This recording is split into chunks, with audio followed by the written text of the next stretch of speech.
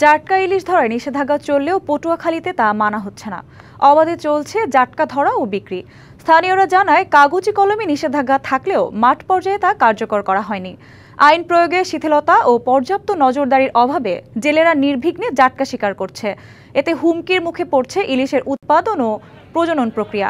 ইলিশের উৎপাদন বৃদ্ধির লক্ষ্যে 1 নভেম্বর থেকে 30 জুন পর্যন্ত সাগর নদীতে জাটকা ইলিশ শিকারের ওপর 8 মাসের নিষেধাজ্ঞা দেয় সরকার।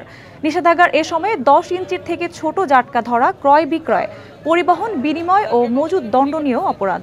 এই আইন অমান্য করলে 1 বছর থেকে 2 বছরের সশ্রম কারাদণ্ড অথবা 5,000 টাকা পর্যন্ত জরিমানা অথবা উভয় দণ্ডে দণ্ডিত হতে পারেন। জাটকাটাই বেশি, বড় মাছ তুলনামূলক অনেক কম, এদের বড় ইলিশের দাম বেশি।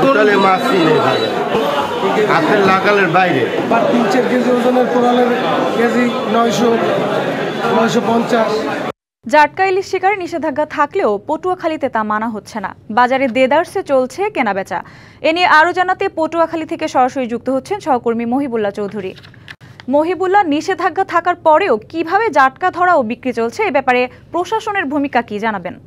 ধন্যবাদ। যেমনটি বলছিলেন যে কাগজে কলমে কিন্তু 8 মাসের যে জাটকার নিষেধাজ্ঞা সেটি কিন্তু চলছে।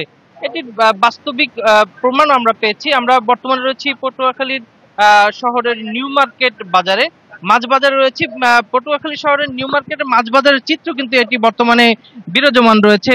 পটুয়াখালী শহরের মধ্যে যে বাজারটি রয়েছে সেখানে কিন্তু দেখা যাচ্ছে মাছ কিন্তু এখানে পাওয়া যাচ্ছে এবং জাটকা মাছের যে টাটকা যে কেজি রয়েছে সেই কেজি অনুসারে কিন্তু বিক্রি হচ্ছে বলে আমরা দেখতে পেয়েছি। ইতিমধ্যেই কিন্তু যে সকল মাছ এসছে সে সকল মাছ কিন্তু এখানে বিক্রি চলছে। আমরা কথা বলেছিলাম এখানকার যারা ব্যবসায়ী রয়েছে তাদের সাথে। তারা বলছে যে যেহেতু জাটকা মাছ জেলেরা ধরে নিয়ে এসছে, এই কারণে কিন্তু বাজারে মাছ পাওয়া যাচ্ছে। যদি প্রশাসনের তৎপরতা যদি থাকতো তাহলে কিন্তু এই জাটকা মাছ কিন্তু এখানে বাজারে কিন্তু আসতো না বলে তারা আমাদেরকে জানিয়েছে। যে খুচরা ব্যবসায়ীরা বলছেন যে ইতিমধ্যেই কিন্তু তারা যে মা ইলিশের যে অভিযান ছিল নিষেধাজ্ঞা সেটি কিন্তু তারা মেনেছিল। তবে বর্তমানে জাটকার যে নিষেধাজ্ঞা সেটি কিন্তু প্রশাসনের তেমন তৎপরতা না থাকায় সেটি কিন্তু শুধুমাত্র কাগজে কলমের মধ্যেই কিন্তু সীমাবদ্ধ রয়েছে। সানবিট সব দিবে সামাল। সানবিট ম্যাজিক প্রেস ডিশওয়াশিং এর মাথা ঘোরানো সলিউশন। এখন বর্তমানে পটুয়াখালীর মাছ বাজারের চিত্র কিন্তু এটি বিরাজমান রয়েছে।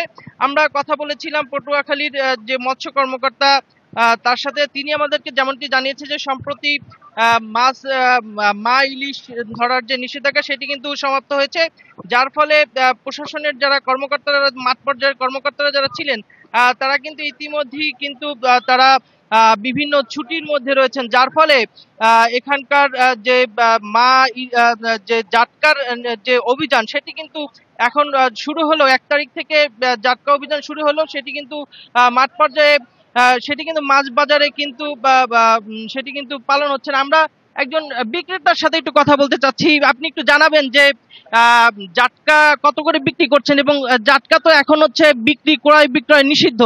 এই নিষিদ্ধ সময়কালীন সময় কেন আপনারা এই জাটকা বিক্রি করছেন একটু জানাবেন? জাটকা তো বাজারে নাই ভাই, জাটকা তো খুব কম বাজারে।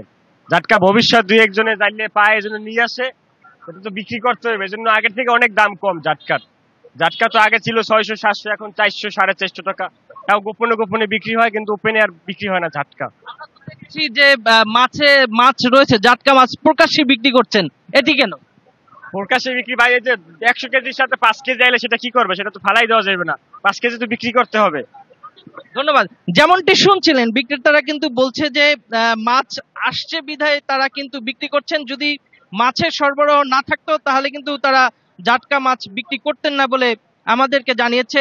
পটুয়াখালীর যারা সচেতন মহল রয়েছে তারা কিন্তু বলছেন যে তারা কিন্তু বলছে যে ইতিমধ্যেই যদি এই জাটকা অভিযান যদি প্রশাসনের কঠোর হস্তক্ষেপ যদি না থাকে তাহলে কিন্তু সেটি সফল হবে না। তো পটুয়াখালীর মাছ বাজার থেকে এই ছিল সর্বশেষ তথ্য। মহিবুল্লাহ, ধন্যবাদ আপনাকে।